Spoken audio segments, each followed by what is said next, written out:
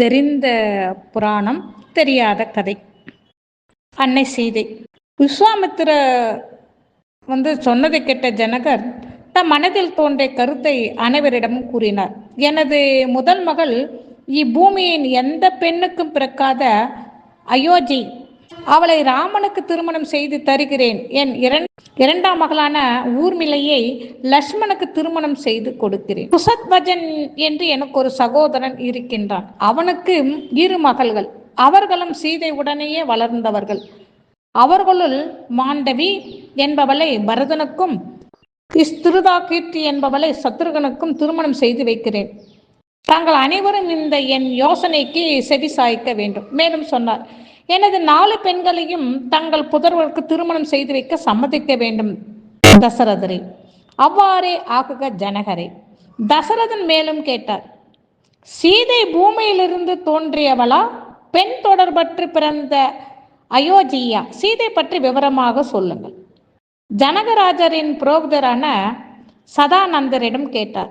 ராமனின் பாதம் பெற்று உயிர் பெற்ற அகலியின் மகனான சதானந்தர், தசரத மன்னரே, அவசியம் அனைவரும் தெரிந்து கொள்ள வேண்டிய ஒன்றுதான். சீதையின் வரலாற்றை கூறுகிறேன், கேளுங்கள். வெகு காலம் முன்பு பத்மாசன் என்ற அரசன் இருந்தான். உலக மக்கள் விரும்புவது செல்வத்தை தான் என்பதை உணர்ந்து கொண்டான். செல்வத்தை தருபவளான திருமகளையே தனது மகளாக பெற்று வளர்க்க விரும்பினான். காட்டுக்கு சென்று லட்சுமி தேவி குறித்து தவம் செய்தான். பத்மாசனது தவத்தினால் மகிழ்ந்த லட்சுமி அவன் முன் தோன்றினார். அரசனே, நான் மகாவிஷ்ணுக்கு கட்டுப்பட்டவள். உனக்கு மகளாக நான் பிறக்க அவரது இசைவை பெற வேண்டும் என்று லட்சுமி தேவி கூறினார். பத்மாசன் விடாமுயற்சியுடன் திருமாலை குறித்து தவம் ஏற்றினான். அவனது தவத்தில் மகிழ்ந்த நாராயணர் அவன் முன் தோன்றினார். பத்மாசனிடம் உன் எண்ணம் நிறைவேறும் என்று கூறிய மகாவிஷ்ணு அவனிடம் மாதுளங்கனி ஒன்று கொடுத்துவிட்டு மறைந்தார். பத்மாசன் அவரை வணங்கிவிட்டு மாதுளங்கனியை விண்டு பார்த்தான். மாதுளங்கனியின் ஒரு பாதியில் விதைகள் இருந்தன, மறுபாதையில் தங்கமயமான பெண் குழந்தை ஒன்று இருந்தது. ஆச்சரியமும் ஆனந்தமும் அடைந்த பத்மாசன் குழந்தையை தமது நாட்டுக்கு கொண்டு போய் வளர்க்க தொடங்கினான். அக்குழந்தையின் அழகில் மயங்கினர். அவன் நாட்டவர் எல்லோரையும் கவரும் அழகு உடையவளாக இருந்த அந்த குழந்தையை பத்மை என்று அழைத்தனர். பத்மை வளர்ந்தவுடன் அவளுக்கு திருமணம் செய்விக்க நிச்சயித்தான் மன்னன்.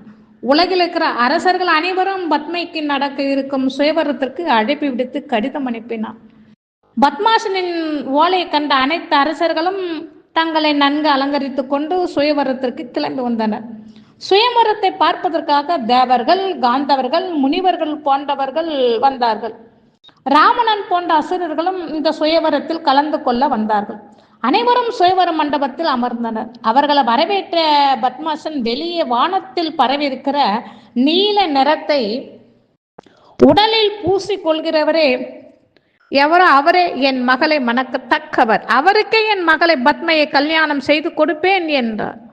இது இயலாத செயல். யாரால் வானத்திலிருந்து நீல நிறத்தை எடுத்து உடலில் பூசிக்கொள்ள முடியும் என்று வந்திருந்த அரசர்கள் வெகுண்டனர். பத்மாசனுடன் போர் செய்ய தீர்மானித்து இருக்கையில் இருந்து எழுந்தனர். பத்மாசனுக்கு வந்திருந்த அரசருக்கும் யுத்தம் மூண்டது. சரமாக பத்மாசனின் வில்லில் இருந்து அம்புகள் சரமாரியாக பொழிந்தன. பெரும்பாலானோர் தோல்வி கண்டு ஓடிவிட்டனர். அசுரர்கள்லாம் அனைவரும் ஒன்று சேர்ந்து பத்மாசனுடன் கோர யுத்தம் செய்தனர். பத்மாசன் மாண்டான். அரக்கர்கள் ஒன்று சேர்ந்து பத்மையை இழுத்து கொண்டு போக வந்தனர். பத்மையோ அவளை தேடி அந்தப்புறம் வருவதற்குள் அக்னி பிரவேசம் செய்தார்.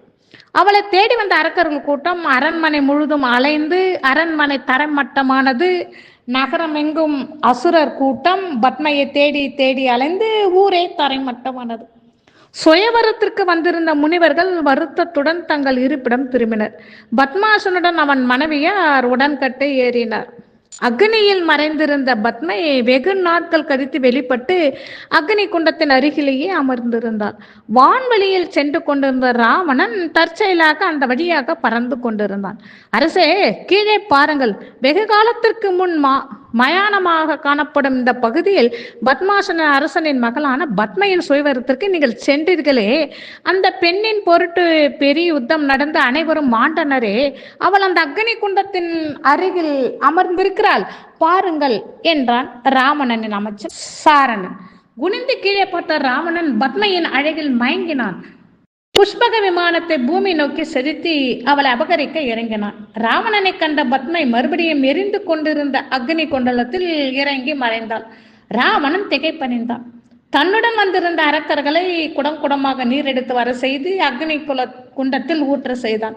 அந்த அக்னி குண்டம் நன்றாக அணிந்த பிறகு அதனை குச்சியால் கிளறினான். சாம்பலின் உள்ளே 5 ரத்தின கற்கள் இருந்தன. ராவணன் அந்த 5 ரத்தினங்களையும் ஒரு பேழையில் எடுத்துக்கொண்டு புஷ்பக விமானத்தில் ஏறி இலங்கைக்கு சென்றான். தன் அரண்மனையின் பூஜை அறையில் அந்த பேழையை வைத்தான். தன் மனைவி மண்டோதரியிடம் படுக்கறையில் இருந்தான். அவளிடம், மண்டோதரி, நான் உனக்காக 5 ரத்தின கற்களை கொண்டு வந்திருக்கிறேன். பூஜை அறையில் ஒரு பெட்டியில் வைத்திருக்கிறேன், எடுத்துக்கொள் என்றான்.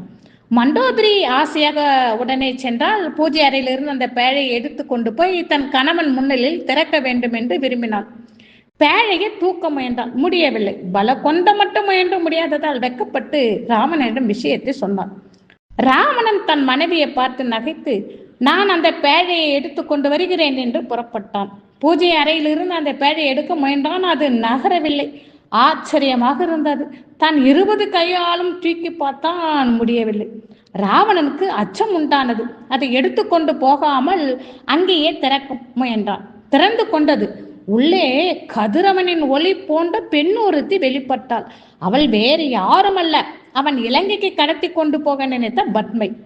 அவளை பார்ப்பதற்கு மண்டோதரியிலிருந்து அனைவரும் வந்துவிட்டனர். மற்ற ராட்சதர்களும் வந்துவிட்டனர். பிரகாசமான அவள் மேனியின் ஒளி கண்டு அனைவரின் கண் கூசியது. மண்டோதரி, இவள் பத்மாசன் என்னும் அரசனின் மகள் பத்மை. இவளுக்கு நடந்த சுயவரத்தில் இவள் தந்தை விடுத்த நிபந்தனையால் பெரிய யுத்தம் உண்டாயிற்று. இவள் பொருட்டு உண்டான போரில் பத்மாசன் மாண்டான். அவனது நகரமும் நாடும் மாயமானது. இவளை பிடிக்க அரக்கர்கள் முயன்றார்கள். இவளும் நெருப்பு குண்டத்தில் இறங்கி மறைந்து விட்டாள். பல காலம் கழித்து மீண்டும் அந்த அக்னி குண்டத்திலிருந்து வெளியே வந்தவளை நான் மறுபடியும் பார்க்க நேர்ந்தது. அவளை பிடிப்பதற்குள் மறுபடியும் அக்னி குண்டத்தில் இறங்கி மறைந்தாள். அந்த அக்னியை நீர் ஊற்றி அணைத்து விட்டு கிளறி பார்த்தேன். அதில் கிடைத்தது இந்த 5 ரத்தினங்கள். இங்கு உனக்காக கொணர்ந்தேன். இப்போது திறந்து பார்த்தால் மறுபடியும் இவள் இருக்கிறாள் என்றான் ராவணன். மண்டோதரிக்கு பயம் பிடித்து கொண்டது. அன்பரே, இவள் இந்த சிறு பிராயத்திலேயே தன் குலத்தையே நாசம் செய்திருக்கின்றாள். இன்னும் பெரியவளானால் என்னென்ன செய்வாளோ. இவளை எதற்காக கொண்டு வந்தீர்கள்?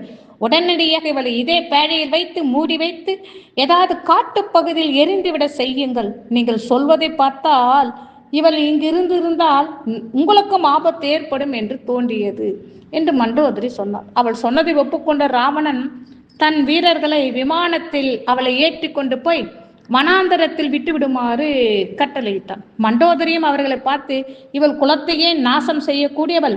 இவளை பெட்டியோடு பூமியில் யாரும் காணாதவாறு புதைத்து விடுங்கள். வெளியில் எங்கும் எரிந்து விடாதீர்கள். இன்னும் சில நாட்களில் ஞானி ஒருவரின் வீட்டில் வரப்போகிறாள் என்றான். உடன் வீரர்கள் விமானம் ஏறும் சமயத்தில் பேடில் இருந்த பத்மை எல்லோரும் கேட்கும்படி உரக்க சொன்னாள், மறுபடியும் நான் இங்கு வருவேன். என் பொருட்டு ராவணனும் மற்ற அசுரர்களும் மாளப் போகின்றனர். நிகும்பனின் மகன் பொலிண்டாரக்கன், 100 தலை ராவணன், மூலகாசுரன், கும்பகர்ணனின் மகன் சூரன் போன்றோரை கொல்வதற்காக இங்கு வருவேன். ராவணன் அசந்து போனான். மற்ற ராட்சதர்கள் ஹா என்று அரட்டினார்கள்.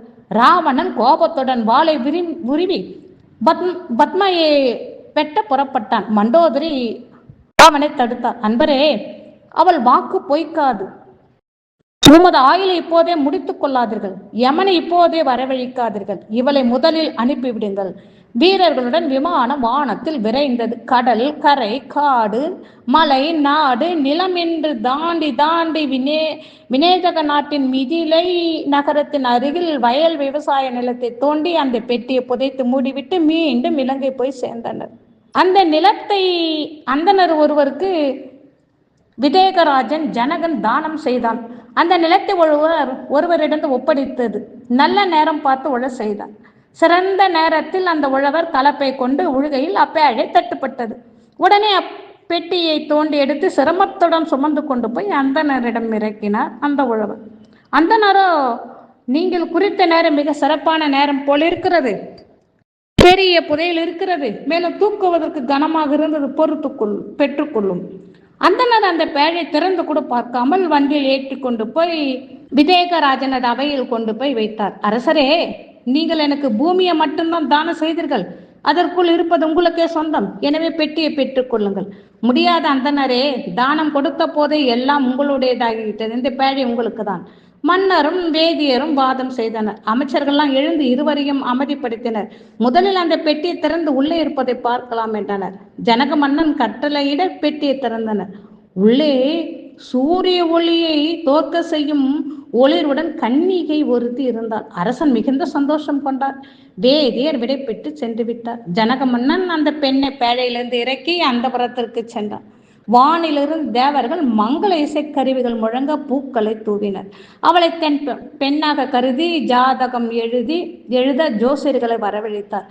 மற்ற சடங்குகளால் செய்விக்க வேத விற்பனர்களை வரவழைத்தான். அவர்கள் அனைவருக்கும் தானமாக பல பொருள்களை அளித்தான். முதலில் மாதுளங்கனிலிருந்து வெளிப்பட்டது அவளுக்கு மாதுளாங்கி என்று பெயர் ஏற்பட்டது. அக்னி குண்டத்தில் வாசம் செய்தவளால் அக்னி கர்ப்பை என்று அழைக்கப்பட்டாள். ரத்தினமாக இருந்ததால் ரத்னாவதி எனப்பட்டாள். பூமியிலிருந்து வந்தவளாதால் பூபுத்திரி என்றும் அழைக்கப்பட்டாள். பத்மாசனின் மகளாக இருந்தவதால் பத்மை என்று அழைக்கப்பட்டாள்.